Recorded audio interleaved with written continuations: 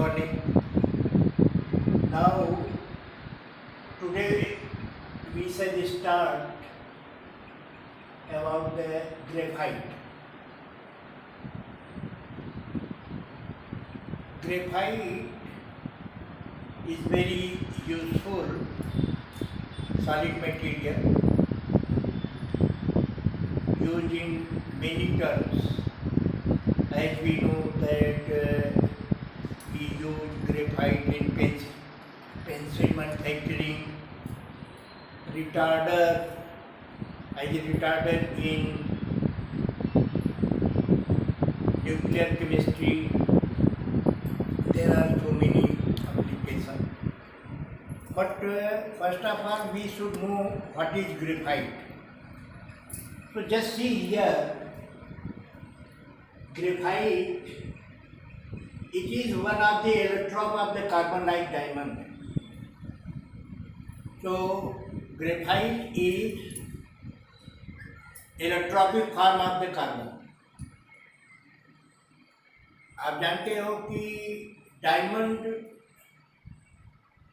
का जो स्ट्रक्चर है वो टेट्राहेड्रल है। Tetrahedral structure is very compact and therefore diamond is hard in comparison to graphite and other materials. So here simply we should understand graphite, it is one of the electropic form of the diamond and carbon, like diamond. Graphite is soft and greasy. Why graphite is soft and greasy? Here just see the structure. In the structure there are layers. Every layer is known as graphene. So due to very weak force between layers of the graphite, it is soft as well as greasy to touch. So this is the physical character of the graphite and it is less dense. इसकी density कम है, near about 2.2 के करीब होती है इसकी density. तो इसका colour grey होता है, ग्रे कलर। तो ये इसका एक फिजिकल कैरेक्टर है जो कि आप कॉमनली देख सकते हो, समझ सकते हो। तो ग्रेफाइट जो है के बारे में इसकी बात हम कह सकते हैं। दूसरी बात ये है कि ग्रेफाइट दो प्रकार की होती है। एक नेचुरल ग्रेफाइट होती है जिसको हम बीटा ग्रेफाइट कहते हैं, नेचुरली ऑकरिंग ग्रेफाइट। इसके बाद सिंथेटिक ग्रेफाइट है जो कि हम बनाते हैं लेबोरेटरी में, इसको हम अल्फा ग्रेफाइट कहते हैं। ये अल्फा ग्रेफाइट जो होती है ये थोड़ी हार्ड होती है in comparison to the natural graphite. अब जो सेकेंड एस्पेक्ट है क्वेश्चन के पॉइंट ऑफ व्यू से कि what is the structure of the graphite, so we can write in terms of few points regarding the structure of the graphite. So just see, this is the structure of the graphite. Just see here, all carbon atoms are arranged in hexagonal ring. All carbons are at the corner of the ring, and in this way there are too many rings. This is one layer and this is another layer. So these layers are known as graphene. Now second important point is the bonding of the carbon and carbon. So, but natural graphite is the composition of the carbon. So, carbon atoms are covalently bonded. But what type of the hybrid orbitals are involved in covalent bonding? So, sp2 hybridized orbitals are involved. I think you know about the sp2 hybridization. So, what happened in case of hybridization? Carbon atom has valency shell 2s and 2p. 2s and 2p, there are two electrons, 2s and 2p. Suppose this is the 2s and this is the 2p. 1, 2, 3. 2s and 2p. There are two electrons in the 2p orbital. So what will happen when 2s orbital is excited? So electron will jump into this one and there is a single electron. So this is the excited state of the carbon. Now the excited state, the 2s orbital and 2p orbital may combine together, mix together and redistribute. Most of the organic compound you get sp3 hybridization in the carbon atom. When s orbital and 3p orbital they are mixed together and redistributed, we get a hybrid orbital called sp3 hybrid orbital. But here the carbon atom undergoes sp2 hybridization. sp2 hybridization. One s orbital and two p orbitals mixed. One p orbital remain unhybridized, pure रूप में रहती है, उसका electron free रहता है, जो बाद में हम आपको बताएंगे। इसकी प्रॉपर्टीज में आएगा कि ये जो ग्रेफाइट है ये गुड कंडक्टर है। क्यों गुड कंडक्टर है उसकी बात में हम बताएंगे आपको कि how graphite behaves as a good conductor. So here each carbon atom has sp2 hybrid orbital, and these hybrid orbital, and you know it is like this 1, 2, 3 sp2 sp2, and this is the pure p orbital. Pure p orbital containing one electron. In this way, you can say the covalent bond formation takes place due to overlapping of the sp2 hybrid orbitals.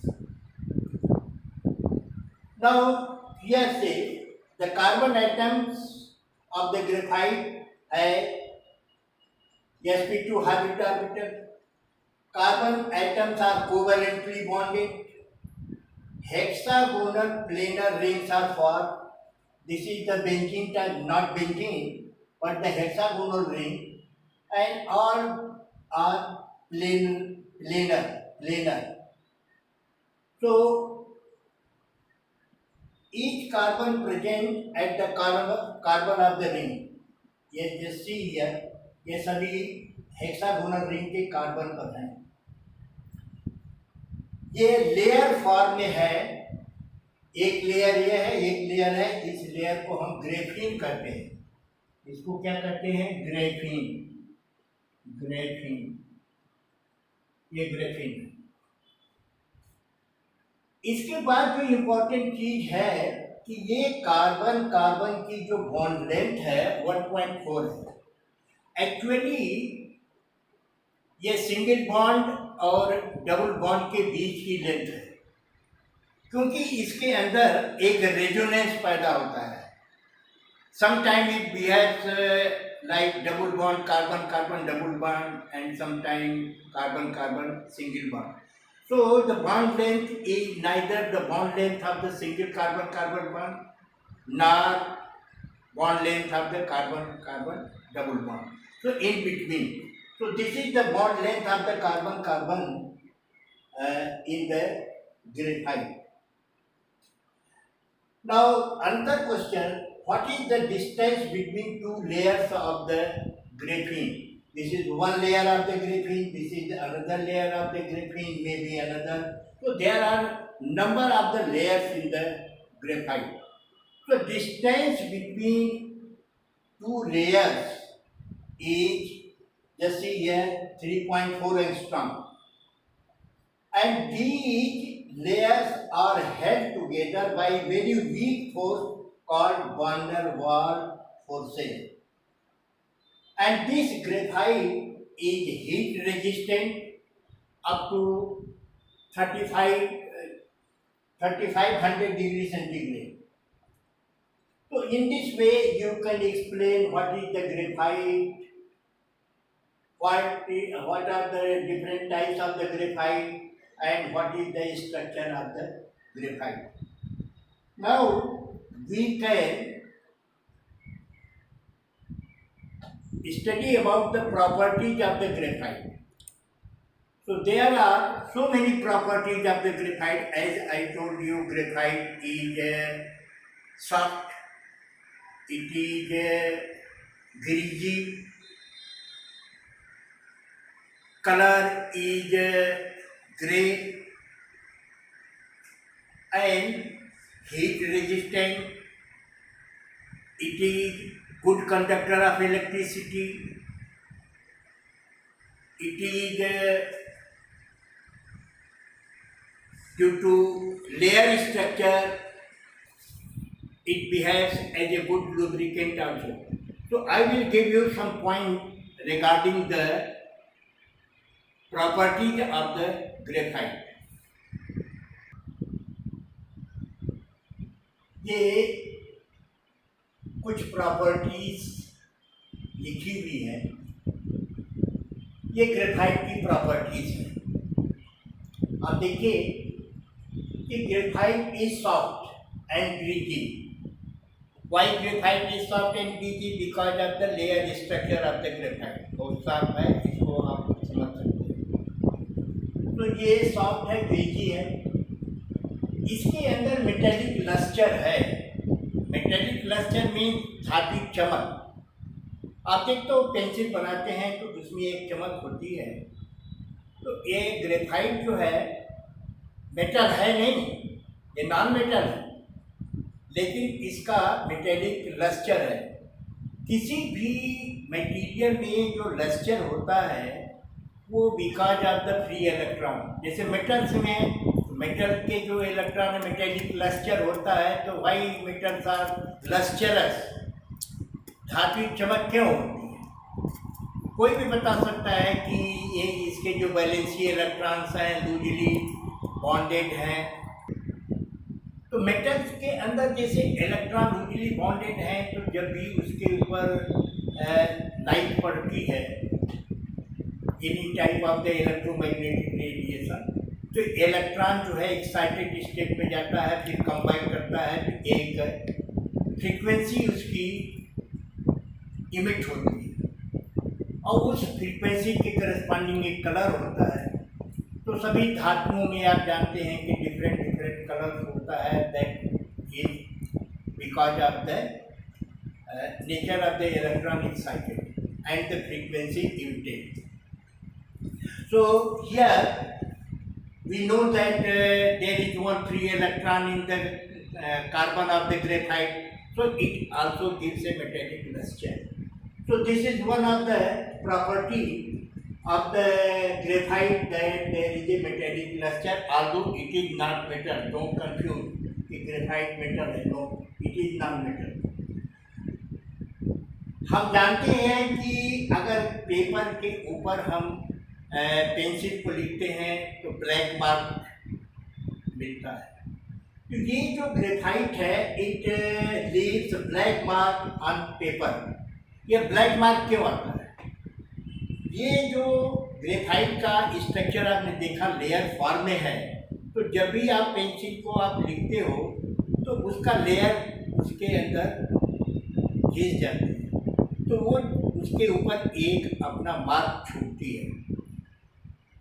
ये pencil में भी आप जानते हो कि hard pencil भी होते हैं, सॉफ्ट पेंसिल भी होते हैं, तो वो एक अलग मैटर है। तो हम ये कह सकते हैं कि ग्रेफाइट जो है वो ब्लैक मार्क पेपर पर डालती है। ये सबसे इम्पोर्टेंट इसकी प्रॉपर्टी है, electrical property. Graphite is a good conductor. अभी हम आपको डिस्कस करके बताएंगे कि क्यों ग्रेफाइट जो है वो एक गुड कंडक्टर की तरह से बिहेव करता है, जबकि ये नॉन मेटल है। अभी हम उसके बाद में चर्चा करेंगे। इतनी बात जानेंगे कि ग्रेफाइट जो है ये गुड कंडक्टर ऑफ इलेक्ट्रिसिटी है। दूसरी बात ये है कि डाइल्यूट एसिड या डाइल्यूट अल्कली का कोई प्रभाव ग्रेफाइट पे नहीं पड़ता। Means graphite is not attacked by dilute acid और alkali, but strong acids like chromic acid. Just see here, potassium dichromate mixed with concentrated sulfuric acid and heat, you will get chromic acid. This chromic acid is very strong oxidizing agent, very strong oxidizing agent.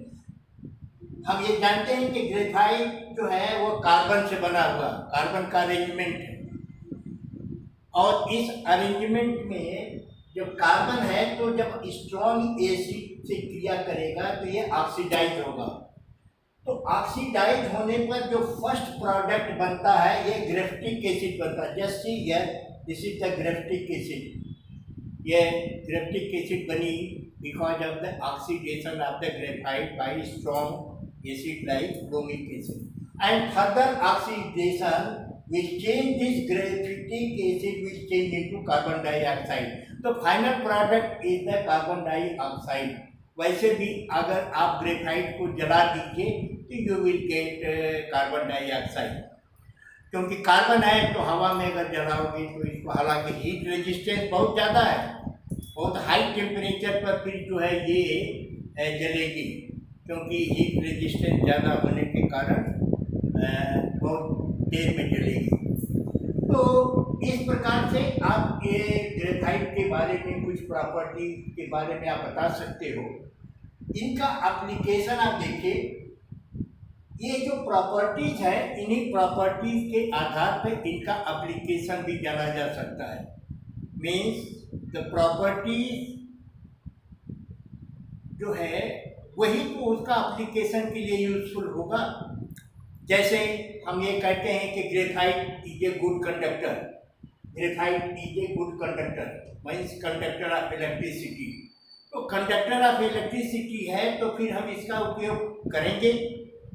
जैसे आप देखते हो cell के अंदर एक electrode होता है जिसको कहते हैं कार्बन इलेक्ट्रोड, काला काला सा। आप जितने भी ड्राई सेल आप देखते हो उसके अंदर हम एक इलेक्ट्रोड रखते हैं, और इसके बाद ड्राई सेल में देखते हो उसके बाहर जो है वो जिंक का एक कंटेनर है, उसके अंदर अमोनियम क्लोराइड और मैग्नीज डाइऑक्साइड वगैरह मिला करके फिर आप उसमें राड डाल देते हो। तो ये जो राड डालते हो वो क्या होगा, वो इलेक्ट्रोड की तरह से काम करेगा। अभी हम आपको बताएंगे कि ये इलेक्ट्रोड की तरह से कैसे ये गुड कंडक्टर ऑफ इलेक्ट्रिसिटी होता है। तो यहाँ पर इसका यूज करें। लेड पेंसिल के बनाने में भी हम जो है इसका इस्तेमाल करते हैं। लुब्रिकेंट, हाई टेम्परेचर पर जो मशीनें काम करती हैं उसमें जो कॉमनली यूज लुब्रिकेंट होता है जैसे मोबिल ऑयल है, ग्रीस वगैरह, इसका इस्तेमाल। लेकिन हाई टेम्परेचर पर जो मशीनें काम करती हैं उनमें ये लुब्रिकेंट काम नहीं करता, लेकिन ये सॉलिड लुब्रिकेंट लुब्रिकेंट अगर आप कभी पढ़े होंगे कहीं पर, तो there are different types of the lubricant, liquid lubricant, solid lubricant, semi solid lubricant. Semi solid में आपका जो है ग्रीस आता है, और लिक्विड लुब्रिकेंट में मोबिल ऑयल वगैरह तमाम जो है वो मशीन ऑयल है, कटिंग ऑयल्स हैं, बहुत सारी चीज़ें हैं, तो उसको आप देखते हैं। फिर ये जो एप्लीकेशन है बहुत ही महत्वपूर्ण है। एक ऐसा समय था कि एटॉमिक रिएक्टर के अंदर न्यूट्रॉन की वेलोसिटी को मॉडरेट करने के लिए, क्योंकि जब न्यूक्लियर का फिशन होता है तो उस समय न्यूट्रॉन जो बाहर निकलते हैं वो न्यूट्रॉन की वेलोसिटी बहुत हाई होती है, और हमारा जो टारगेट दूसरी न्यूक्लियस है टारगेट, अगर बहुत हाई स्पीड से न्यूट्रॉन निकलेगा तो वो उसको भेद करके पेनिट्रेट करके वो बाहर चला जाएगा, तो हमारे न्यूक्लियस का फर्दर फिशन नहीं होगा। तो इस न्यूट्रॉन जो निकलता है कुछ न्यूक्लियाई का जैसे फिशन हुआ, वो फिशन हम कराते हैं हेवी पार्टिकल जैसे कि अल्फा पार्टिकल है, तो इसका इस्तेमाल हम करते हैं ग्रेफाइट की छड़ें लगा करके। कंपार्टमेंट होता है जिसमें ग्रेफाइट की छड़ को डाल दिया जाता है। पहले हम जो है हेवी वाटर T2O का इस्तेमाल करते थे फॉर मॉडरेटर, बट नाउ ये days we use graphite as a moderator. So all these are the applications of the graphite. Now one thing I would like to explain how graphite behaves as a good conductor. For this you इसके पहले मैंने आपको बहुत सारी property graphite की बता दिया, लेकिन जो ज़्यादा इम्पोर्टेंट प्रॉपर्टी है उसकी इलेक्ट्रिकल एंड लुब्रिकेटिंग प्रॉपर्टी। मैंने पहले आपको बताया कि graphite can be use in making electrode arc. Welding में आप देखते हैं कि एक रॉड इस्तेमाल किया जाता है, वो सभी ग्रेफाइट होता है, तो हम उसका उपयोग किए। अब सवाल ये है कि why graphite, although graphite is non metal, even then it can conduct electricity and heat also. तो ये जो इलेक्ट्रिकल प्रॉपर्टी है इसकी, वो because of the type of the hybridisation. I have already told you that there is a sp2 hybridization in carbon atom. So these three hybrid orbital means sp2 hybrid orbital form covalent bond with the three neighboring carbon atom. तीन carbon जो उसके आसपास के हैं उसके साथ ये covalent bond बनाता है। लेकिन ये जो प्योर p ऑर्बिटल है, this is the pure p orbital, pure p orbital and it is free electron, it is free electron. So there is one unhybridized orbital of the carbon containing one electron which is free electron means it is not involved in bonding, and therefore it is said to be free electron. So this free electron can move throughout the graphene. ये graphite की जो layers है जिसको हम graphene करते हैं उसमें ये पूरा मूव करेगा। कैसे मूव करेगा, इसके लिए मैंने ये कुछ पॉइंट में आप लिख सकते हो जिससे ये क्लियर हो जाएगा कि how graphite behaves as a good conductor. तो just see here, graphite is a good conductor of heat and electricity because of one free electron in pure p orbital of the carbon atom। ये मैंने आपको बता दिया, इसको आप ऐसे लिखो। ये जो फ्री इलेक्ट्रॉन है, हर एक कार्बन के प्योर p ऑर्बिटल में जो फ्री इलेक्ट्रॉन है, इसके बगल के भी कार्बन है, हर एक कार्बन में एक फ्री इलेक्ट्रॉन है। So in this way they form a pi cloud. This is the pi cloud, pi cloud। एक है, आपने पाई मॉलिक्यूलर ऑर्बिटल पढ़ा होगा, तो पाई मॉलिक्यूलर ऑर्बिटल के इसमें इलेक्ट्रॉन्स होते हैं और हम उसको कहते हैं pi electron cloud. Pi electron cloud, pi electron cloud कह सकते हैं।